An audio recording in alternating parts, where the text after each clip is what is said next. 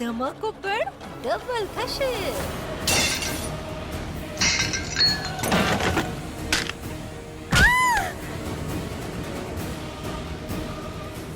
કાર્તિકજી,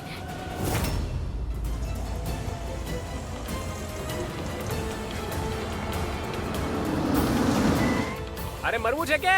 અરે જલ્દી ચાલો, નહીં તો આનો જીવ બચાવવો મુશ્કેલ થઈ જશે. અરે માજી, અરે કાર્તિકના પપ્પા જુઓ, શું થઈ ગયું? શું હાલ થઈ ગયા વૈષ્ણવીના? શું થયું શું આને? થઈ ગયું આને? અરે મદદ તું જઈને કરો તેનો આની. દવાનો ડબ્બો લઈ આવ. વહુરાણી, અરે સંભાળીને, અરે સંભાળીને. અરે સંભાળ. વહુરાણી જલ્દી આવ. અહીંયા આરામથી બેસાડો. આવી મમ્મીજી. સંભાળો સંભાળો સંભાળો. અરે જલ્દી લાવ. બેસી જા. શું થયું દીકરા? હા? જે વાતનો ડર હતી ને, થઈ ગયું ને તેજ. મેં કહ્યું હતું, કાર્તિક હજી તૈયાર નથી માનસિક રીતે લગ્ન કરવા માટે, પણ કોઈ મારી વાત સાંભળે ત્યારે ને. આહ! હાય હાય હાય હાય.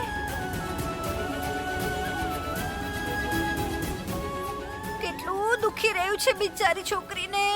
વૈષ્ણવી, કેટલું લોહી નીકળી રહ્યું છે. ભગવાનની મહેરબાની છે કે ઘાવ વધારે ઊંડો નથી.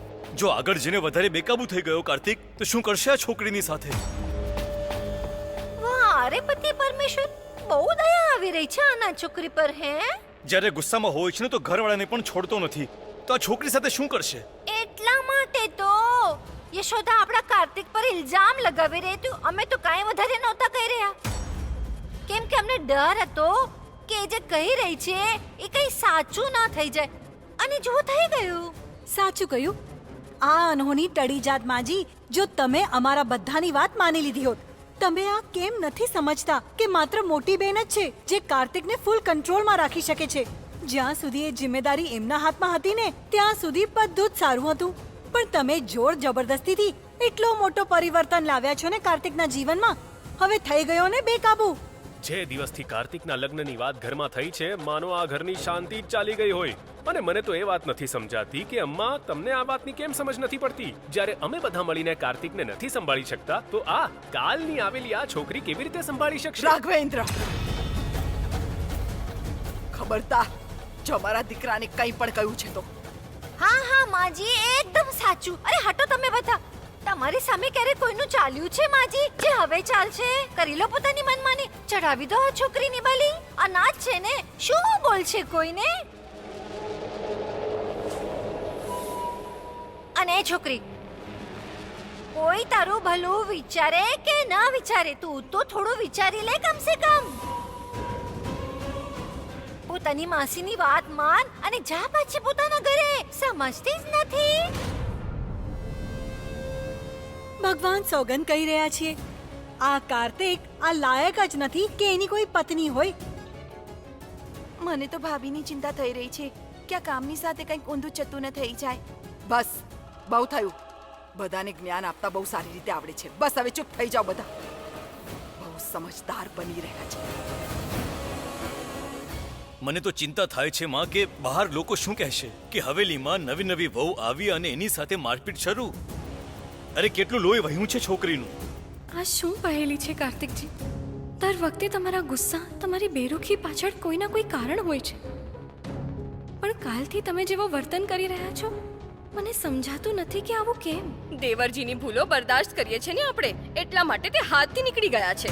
નહીં નહીં, વૈષ્ણવી, અરે શું કરી રહી છે? બેસી જા. કાર્તિકજીની કોઈ ભૂલ નથી. ઢાંકવાની કોઈ જરૂરત નથી. અમને બધાને ખબર છે કે ભૂલ કાર્તિકની જ છે. ના છોટી માલકીન, જે પણ થયું છે એ મારા લીધે થયું છે. શું મતલબ? એ રૂમમાં જ બેસીને ખાવાનું ખાવા માંગતા હતા છોટે માલિક. મેં એમની સાથે જબરદસ્તી કરી. કાર્તિકજી, નીચે ચાલો ને. નીચે બધા તમારી રાહ જોઈ રહ્યા છે નાસ્તા માટે. નહીં, હું અહીંયા જ ખાવાનું ખાઉં છું, માના હાથેથી. મને ખબર છે કાર્તિકજી, પણ હવેથી તમને આપણા બધા સાથે ખાવાનું ખાવું જોઈએ. ચાલો. કહ્યું ને મેં, હું અહીં જ ખાવાનું ખાઈશ, માના હાથોથી. તમે ક્યાં સુધી આવી રીતે છુપાઈને જમતા રહેશો? માજીની સાથે સાથે અમે પણ તો તમારા પોતાના જ છીએ ને. દાદીજી, છોટે માલિક, કાકા, કાકી, બધા.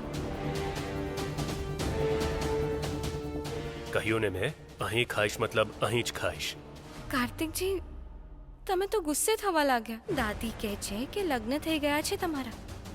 જીવનમાં એક પત્ની પણ આવી ગઈ. હવે થોડી આદતો તો બદલવી પડશે ને. લગ્ન પછી છે ને માણસે પોતાના પાર્ટનર માટે થોડુંક બદલાવવું પડે છે. પોતાની આદતો, પોતાની રહેણી કરણી, બધું જ. ચાલો ને કાર્તિકજી, નીચે બધા તમારી રાહ જોઈ રહ્યા છે. ચાલો ને. કહ્યું ને નહીં જાઓ. નહીં જાઓ.